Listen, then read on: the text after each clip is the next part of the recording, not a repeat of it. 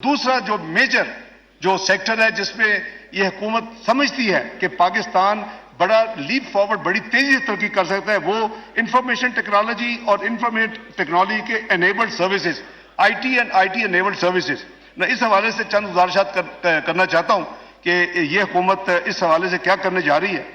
IT और IT enabled services मईशत की सबसे तेजी से तरक्की करने वाले शोबों में से एक है और इसकी एक्सपोर्ट में नुमाया और इनकी बरामदात में नुमाया हिस्सा है। आलमी मईशत में मसाइल की वजह से ये शोबा भी मुश्किलात का शिकार हुआ। फिर भी हमें यकीन है कि ये शोबा आने वाले सालों में इंजन ऑफ ग्रोथ साबित होगा इंशाअल्लाह। पाकिस्तान अपना कारोबार करने वाले फ्रीलांसर्स के एतबार से दुनिया में दूसरे नंबर पर है। जनाब स्पीकर, ये बड़ी इंपॉर्टेंट मैं आपको इंफॉर्मेशन शेयर कर रहा हूं। फ्रीलांसर्स के हवाले से Pakistan IT and IT enabled services में दुनिया के दूसरे नंबर हो रहा है।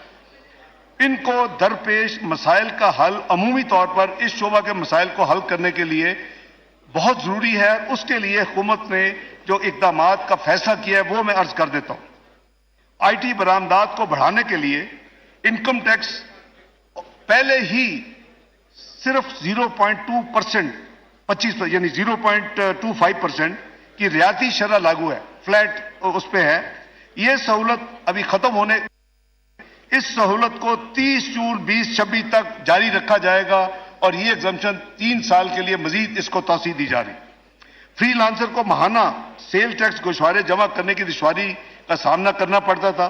कारोबारी माहौल में आसानियां पैदा करने के लिए $24,000 तक सालाना की एक्सपोर्ट पर फ्रीलांसर को सेल्स टैक्स रजिस्ट्रेशन और गोशवारों से एग्जम्प्ट करार दिया जा रहा है और उनकी रिक्वेस्ट के मुताबिक हुकूमत ने फैसला किया है कि उनकी सिर्फ सिंपल एक सादा एक सवे की इनकम टैक्स रिटर्न होगी और उसको इंट्रोड्यूस किया जा रहा है। जनाब speaker, IT and IT enabled service providers को इजाजत होगी कि वो अपनी बरामदात यानी एक्सपोर्ट की 1% की बराबर, यानी अगर 100 मिलियन है तो 1 मिलियन के बराबर सॉफ्टवेयर और हार्डवेयर बगैर किसी टैक्स के इंपोर्ट कर सकेंगे। इन बरामदात की हद जो है वो $50,000 सालाना मुकर्रर की गई है। प्राइम मिनिस्टर साहब का स्पेशल डायरेक्टिव था कि जी इनको 1% इनकी एक्सपोर्ट जो है रेवेन्यू इनको एनकरेज करने के लिए इनको आप इजाजत दें कि $50,000 सालाना तक वो ड्यूटी फ्री जो अपना हार्डवेयर सॉफ्टवेयर मंगवाना चाहिए वो उनको दे, तो ये भी किया जा रहा है।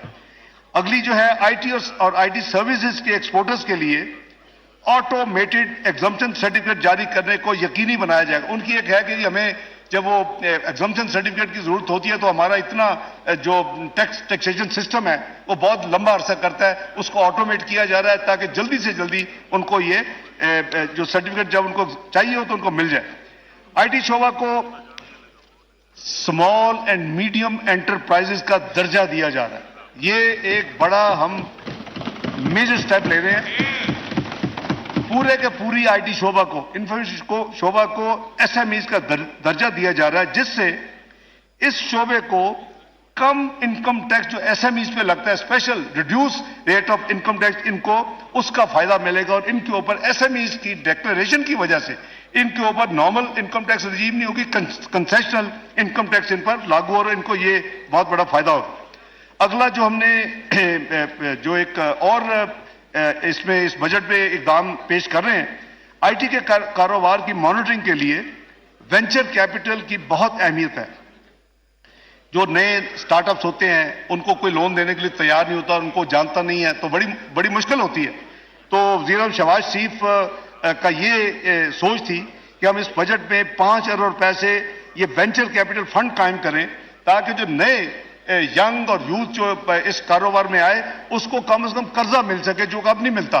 तो 5 अरब मुख्तस किया जा रहा है इस बजट में इस काम के लिए, venture capital fund for IT. जनाब स्पीकर, इस वक्त इस्लामाबाद कैपिटल टेरिटरी की हदूद में आईटी सर्विसेज पर जो सेल टैक्स इस वक्त 15% है, 18 नहीं है, 15% है। इसको मजीद कम करके सिर्फ 5% किया जा रहा है, 15% से 5% किया जा रहा है। आईटी के शोबों में कर्जाजात की फराहमी को तरगीब के लिए बैंकों को इस शोबा में 20% के रियायती टैक्स का इस्तेफादा हासिल होगा। मैं एक्सप्लेन कर देता हूं कि जो आईटी के शोबे को यानी प्रमोट कर रहे हैं कि अगर इस शोबे को बैंक जो हैं वो कर्जा देंगे तो वो उनका जितना टैक्स बिल होगा उसमें उनको 20% रियायती टैक्स का उनको एक स्पेशल कंसेशन मिलेगी, वो सिर्फ 20% उसको एग्जम्पशन उसमें होगी जी। लास्टली, अगले माली साल में 50,000 आईटी ग्रेजुएट्स को प्रोफेशनल ट्रेनिंग देने के लिए स्कीम तैयार करके उसको रोल आउट किया जा रहा है।